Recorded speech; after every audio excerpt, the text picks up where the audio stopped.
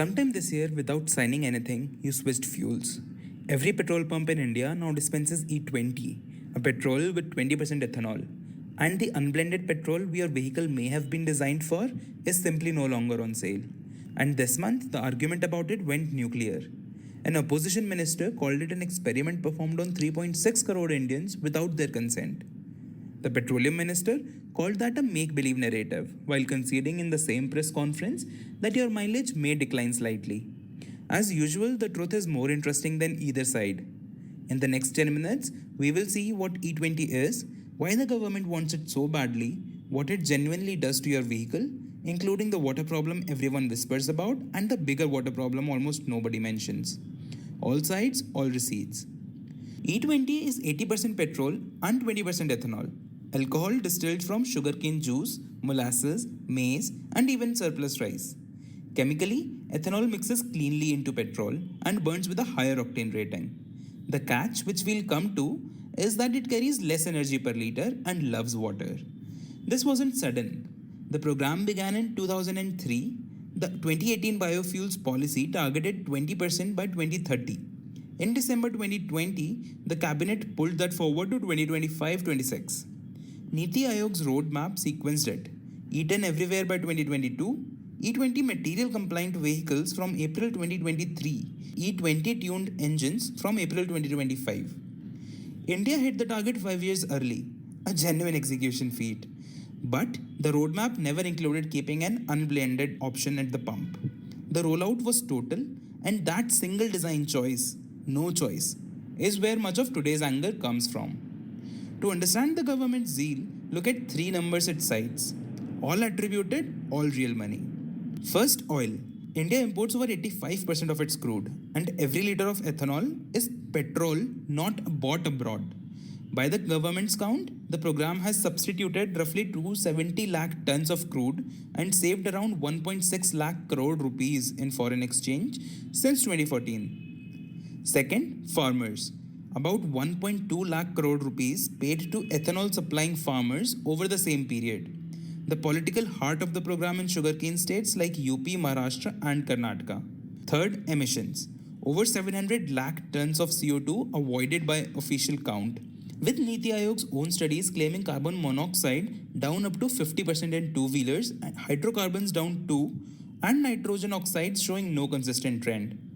One asterisk, from those same official studies, acetaldehyde, a toxic combustion byproduct, rises with E20. And unlike Brazil, India has no emission standard that even monitors it. Cleaner on what's measured, dirtier on what isn't. Add energy security, a fuel you grow can't be blockaded.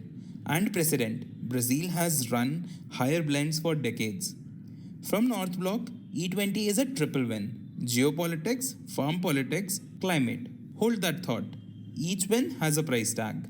Let's start with a complaint every owner has heard: mileage. Here, the physics is not debatable. Ethanol holds roughly 30% less energy per liter than petrol. So, a 20% blend carries a few percent less energy per tank. Some drop is chemistry and not conspiracy. How much? ARAI, India's official test agency, measured 2 to 6% in trials run jointly with the very car makers in question, on vehicles up to 10 years old. The honest wrinkle though, reporting notes the detailed studies behind the official numbers were never publicly released, while owner surveys and service center reports bigger real-world drops. Viral claims run up to 20%, and older E10 calibrated vehicles cluster at the worst end. The fair reading? Labs and lived experience measure different things. Controlled cycles versus city traffic and Vern engines. The viral 20% has no control data behind it, but a government asking for trust while not publishing its studies left exactly the gap that rumors now fill.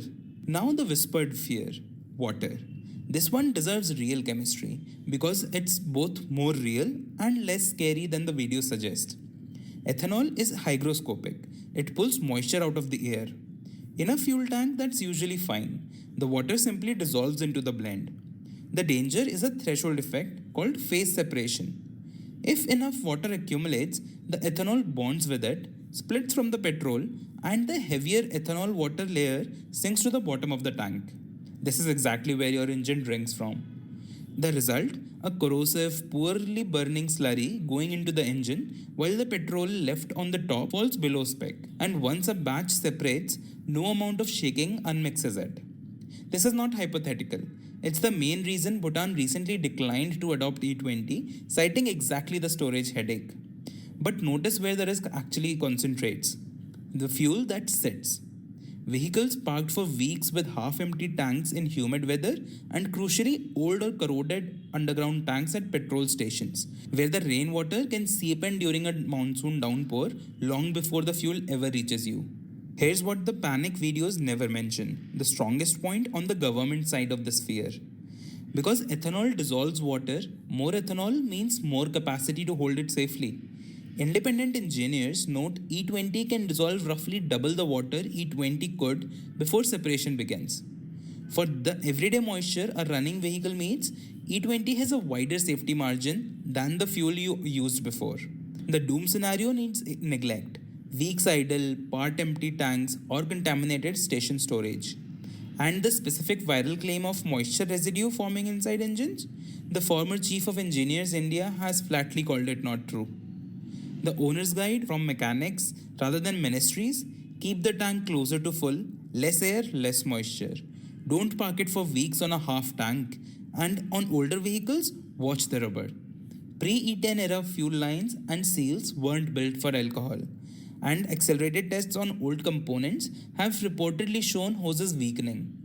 Two wheelers with small exposed fuel systems feel it first. Two more fine print worries: insurance. Motorists feared claims could be rejected over wrong fuel. The minister says insurers have clarified there is no issue. It's on record. Hold them to it. Warranties are murkier. If an E10 rated vehicle develops a fuel system fault on E20, coverage is legally grey. The fuel was mandated, but the warranty wasn't updated.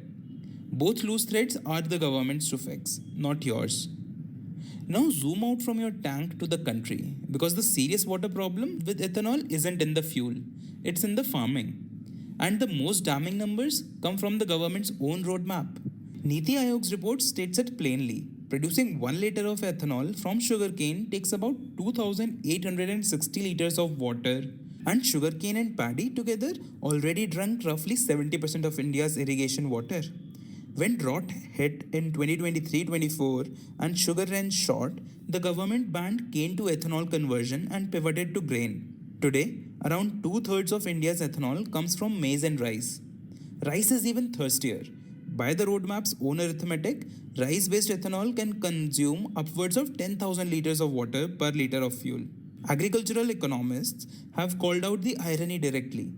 Punjab's farmers are blamed for draining groundwater by growing paddy, while policy simultaneously pays them to grow more of it for cars. The government's own roadmap recommended shifting to less water-hungry feedstocks.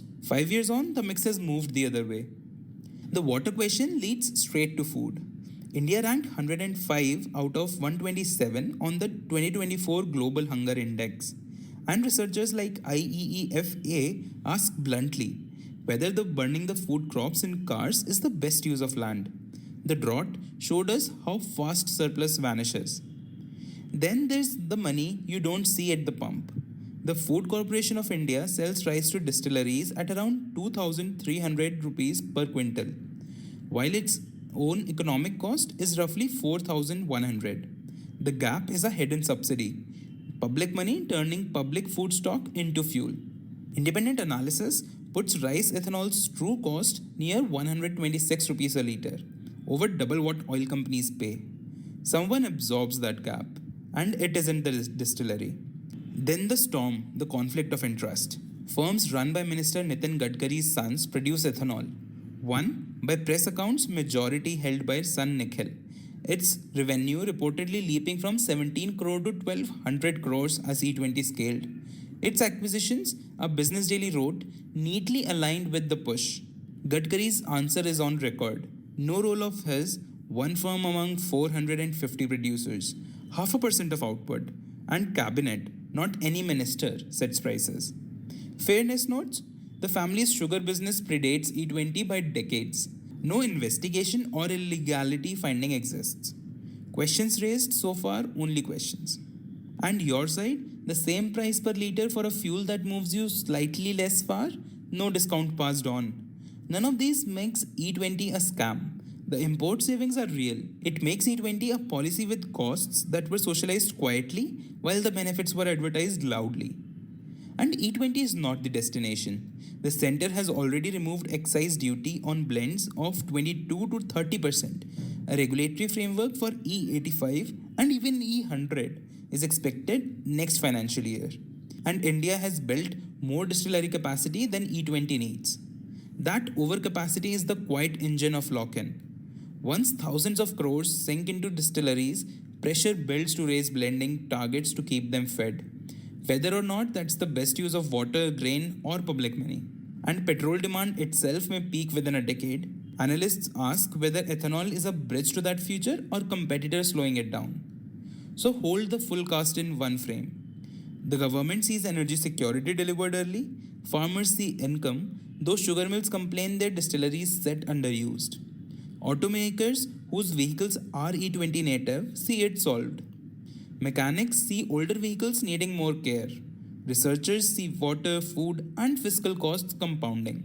And the consumer sees a changed fuel, an unchanged price, and a debate that arrived after the decision.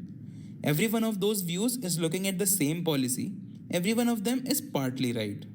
So the ledger, proven, the import savings, the farmer payments, the octane benefit, and for compatible vehicles, no credible evidence of engine damaged in controlled trials. Real but smaller than viral, the mileage drop 2 to 6% in tests, worse in older vehicles and messy real life. Real but manageable, the tank's water problem, chemistry that punishes neglect and not normal use. Genuinely mixed, the air story, cleaner on the measured pollutants, higher on the unmeasured aldehydes. Real and growing. The field's water problem, the food versus fuel tension, and the hidden fiscal costs, documented ironically by the government's own roadmap. Which leaves the deepest issues, the one the shouting match keep missing. E20 may well be a defensible trade for India. Less imported oil, more farm income, modest cost per driver. But a trade needs two willing parties, and the second party, you, were never shown the terms. No unblended petrol, no price signals, no published studies, no updated warranties. Just a new fuel in an old pump. That's the real lesson of E20, and it travels far beyond petrol. A policy can be substantially right and still teach people to distrust it if it treats their consent as a rounding error. A little mileage for a lot of policy may be a fair price, but you just weren't asked.